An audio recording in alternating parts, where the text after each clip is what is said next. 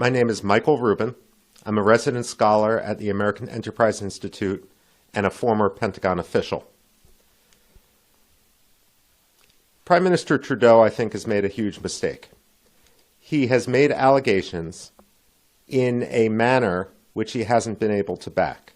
There's two possibilities here. Either he was shooting from the hip and he doesn't have the evidence to support the accusations he made against the Indian government, or there is something there, in which case he needs to explain why his government was sheltering a terrorist with blood on his hands. Well, as a former consumer of intelligence, I can say that oftentimes the intelligence we see, whether it's a telephone intercept or something else, isn't as black and white, isn't as cut and dry as oftentimes politicians want it to become. I mean, certainly that was the case with regard to the Iraq War. So when you have a situation like this, perhaps Prime Minister Trudeau raised the issue, but there wasn't necessarily consensus on what it meant. And regardless, let's not fool ourselves.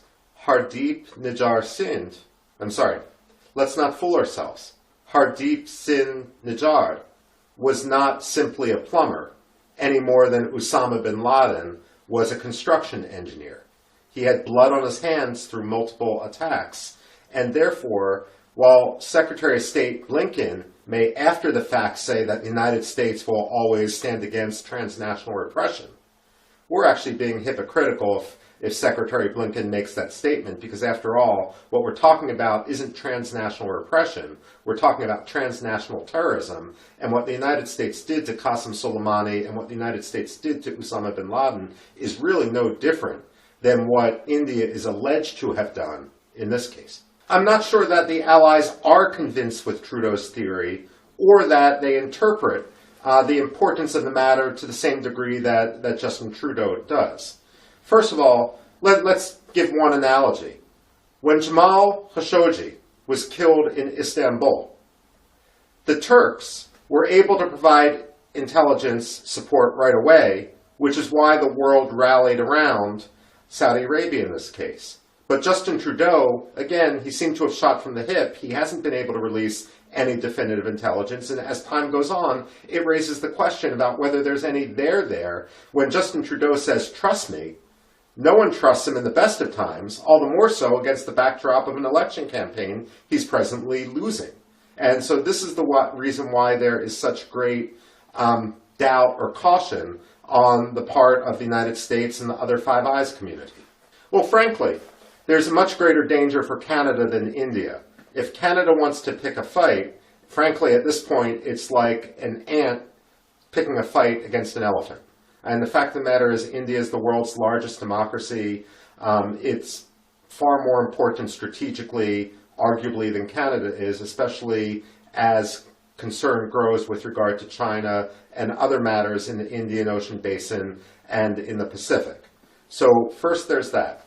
Second of all, again, while Justin Trudeau might want to make this a case of human rights, the fact of the matter is, Nijjar isn't a model one wants to use for human rights.